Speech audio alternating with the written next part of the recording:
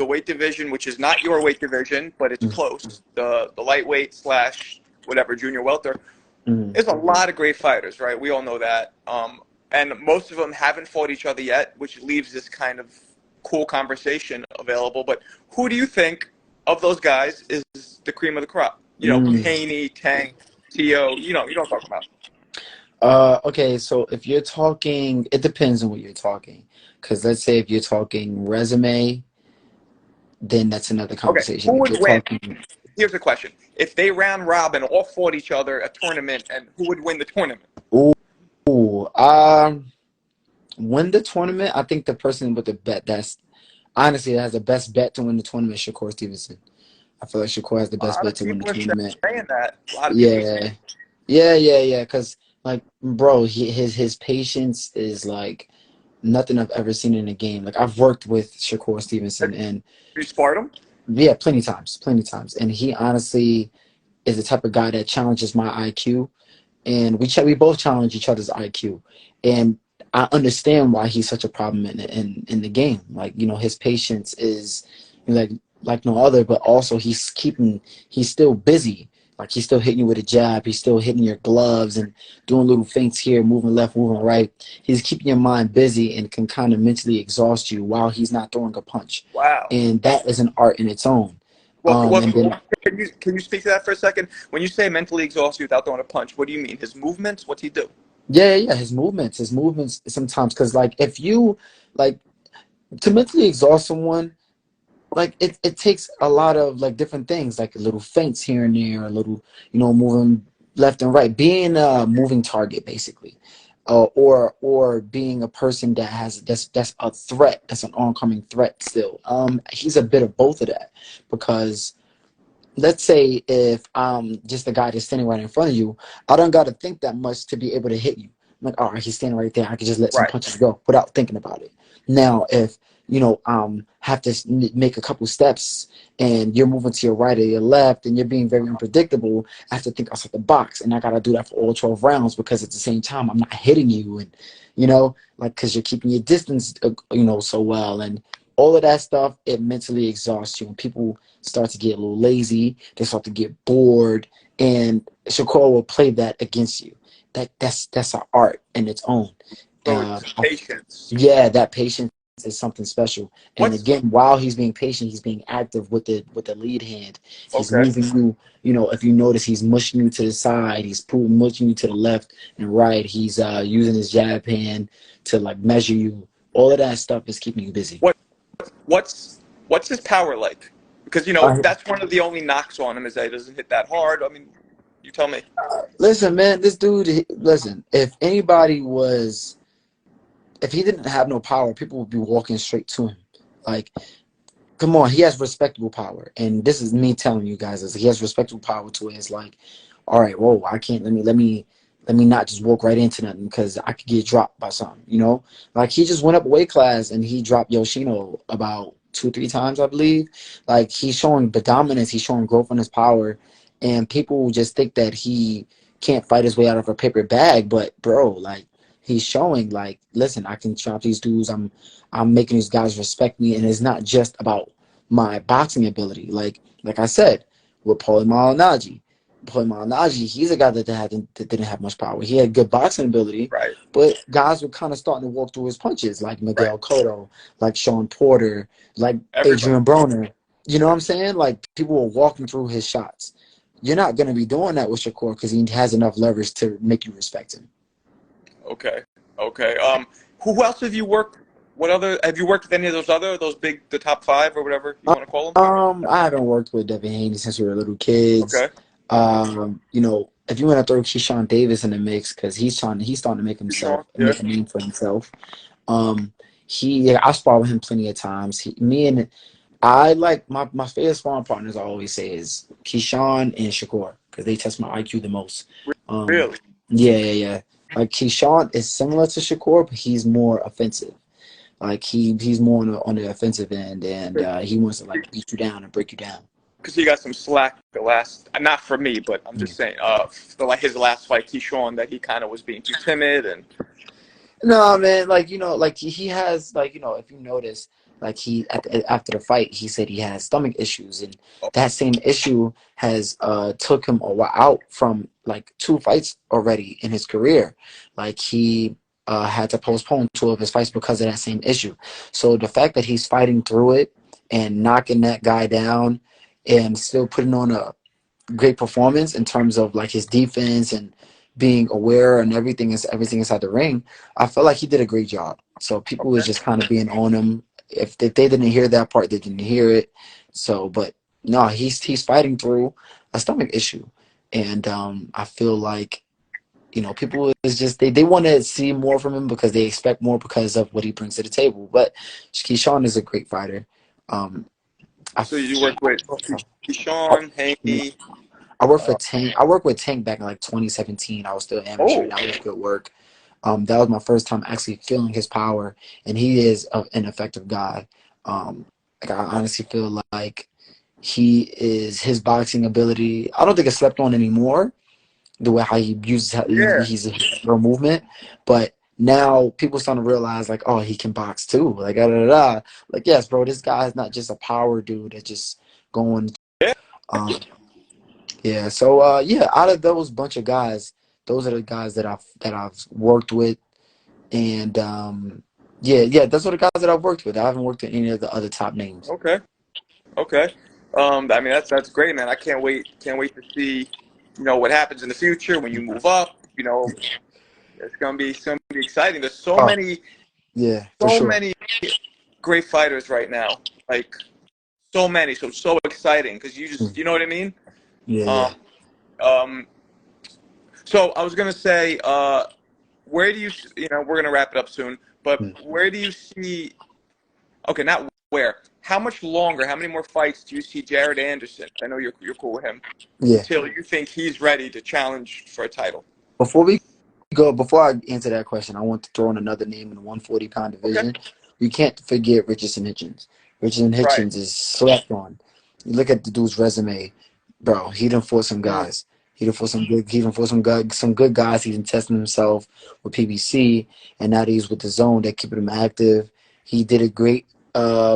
He had a great performance against John Bowser, undefeated dude, and just really picked him apart. And now he's going to fight Jose Pedraza, and I believe he's going to beat Jose Pedraza as well too. I think it's Okay. going to be a similar, in similar fashion. I promise you, he's really good. I love his jab. He has one of the most annoying jabs that I've had to deal with in sparring. I promise you, like he has a really good jab. Annoying, like Really, how, like the timing, the the speed. timing, I think it's more so the timing. It's not more. It's not the speed. It's Uh, his timing of it, and how consistent it is. Because throughout the whole fight, it's gonna be in your face, in your face, in your face, and that like that used to be really annoying when we used to come up in the amateurs. Like he has one of the most annoying jabs I've ever had to deal with, and now he's starting to really sit down on his punches and be like real technical and tactical in there and stuff like that. Like the punches that he's putting together against John Bowser, great, and even in his last couple of fights, great. Yeah, I feel like he's gonna win in similar fashion with Jose Zepeda. Now to the next question with Jared Anderson. Um, what was the question exactly again? How many fights yeah, until like, what? like like do you think he's ready now to be able to beat an Usyk or a Fury, or if not, how much longer do you think he needs to sharpen his blade before he could jump in there? Uh, we gotta see. We gotta see what this next fight is looking like. You gotta see mistakes he has. What mistakes he has brushed up on. Because one of the major ones that everybody has noticed that he pulls back, and it's easier to pull back with an opponent that is shorter than you. Like you can kind Right. of get away with it more often. But when a guy that's taller than you, you can't like keep doing that because he's gonna catch you at the end of the punch, which he kept getting caught with. Right. Um, Now we've noticed that that's become a habit instead of something that he was just doing defensively, and I hope that's a habit that he worked on and start to kind of like bend his legs more, change his height, and build off of that height change, and bring some explosiveness like Right. Mike Tyson-esque when you're fighting taller guys. No, little things like that. I would want to see if he can put that into his arsenal, because that's gonna make him into more of a complete fighter. And if Right. he does that, then he's gonna be really scary. He's definitely gonna be scary for sure. I feel like that's that's really his only major problem. But if he fixes that, then I can see him, fighting, the likes of Usyk and, like, even Daniel Dubois and, Right. Dylan White, Chisora, all of them guys, Joe Joyce. I could see him, like, doing really good against those guys if he fixed those mistakes. Right. If not, he will have a big problem in the heavyweight division. The thing I like about him was, I'm sure you saw that interview with Roy Jones where he kind of got vulnerable, and Yeah, I really like that, because I feel like in boxing there's not enough of people being real like that, because your emotions, your fears also can guide you to victory. for People sure. don't realize that's not just a weakness. For sure. You know what I mean? Yeah. I feel like that definitely. I mean, it all depends on who the person is and how they take that mentally. You know Right. what I mean? Like that can either break you, or that can either make you. Those are the two things. And I feel like a guy like Jared he's used that as motivation, and Yes. that's something you gotta respect. Yes. Absolutely. Yeah, he's another your fellow Brownsville dude, Tyson. He was the same way. He Yeah, used that to. yeah, yeah, yeah. By Yeah, the way, we I all, saw that video of all of you and us, Tyson. all of the Brownsville champions, we all used it. You know what I mean? Me, Danny, Tyson, Zav. You Briggs. name Briggs, you name them. We all came Yeah. from that cloth, and we had to use that to be able to show that aggression in the ring. I do the Right. same thing. So, before we wrap up, I want to ask you, can you name your current top 5? That doesn't have to be in order if you can't think of the order, but if you can, I'll take whatever. Yeah, my top 5, not in order.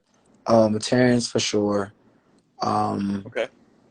Mm, yeah, Terrence. I still got to keep Tyson Fury in there. I love Tyson Fury. Got you. Gervonta. Yep. I'm with you. Yeah, that gets hard. Devin is knocking on the door. Devin? He's knocking on the door. He's Okay. knocking on the door. I'm not sure that I'll put him on the list yet, but I feel like he's knocking on the door for sure. He's an honorable mention. Honorable mention. Right. Got you. So we got Tyson, Bud, and Tank. Tyson, Bud, Tank.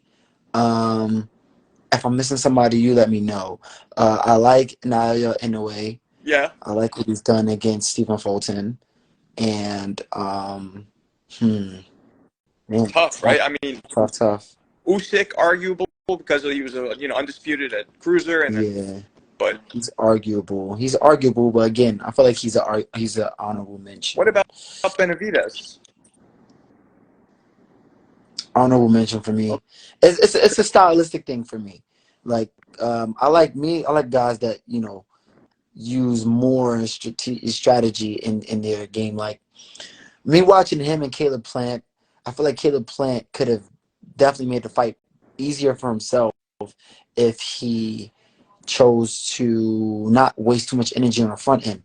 Like if he was boxing great. He was boxing great in the first half, but I feel like he was using too much of his legs to where he made himself tired. Like he just needs to use certain steps and certain angles to be able to get his shots off that he was getting instead of just using so much of the ring.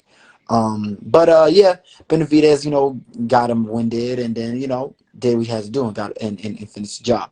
But I don't know. I can't see Benavidez as number 5. I mean, is Canelo still in the top 5? Because he lost to Bivol.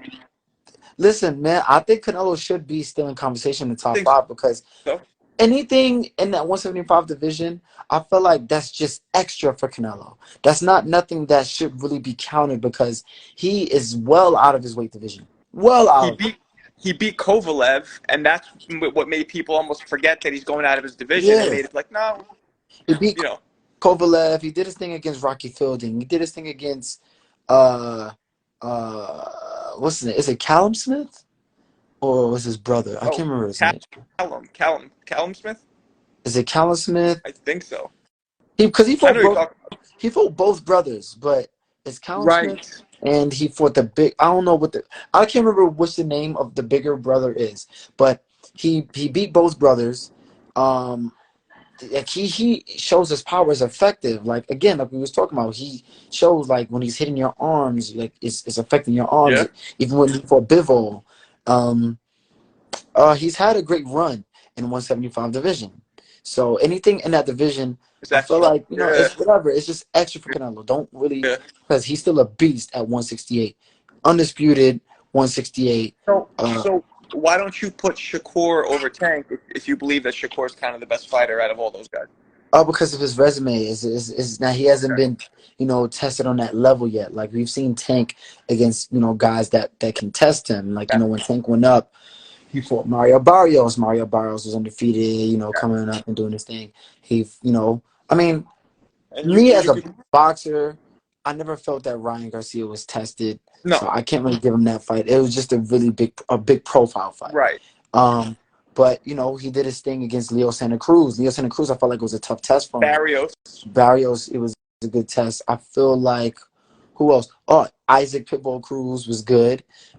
He's had those type of tests, and I just don't think that Shakur has had those type of tests yet. Granted, like Shakur, he makes his work look like easy work, but yeah, again, his opponents hasn't had they don't have like certain profile fights. Like we've seen Leo Santa Cruz with guys like Carl Frampton that had a whole thing, beat guys like Abner Mares. We've seen, I feel like Isaac Cruz, he started to build his portfolio after Tank, but he's shown that he's a force to be reckoned with.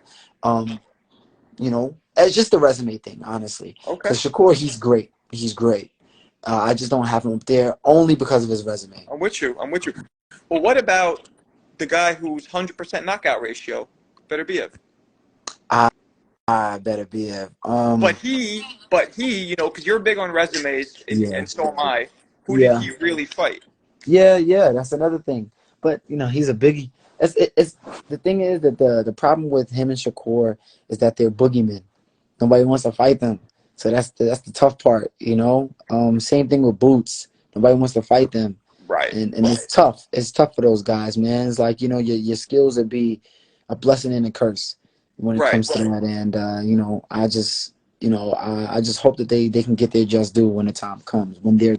But I feel like everybody's gonna duck Shakur for as long as they can, because there's other bigger money fights than Shakur.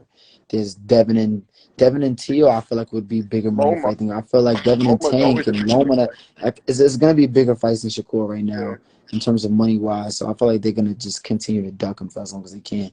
Well, man, I hope you don't become one of those guys that they duck because you're just looking too good. I hope that doesn't happen.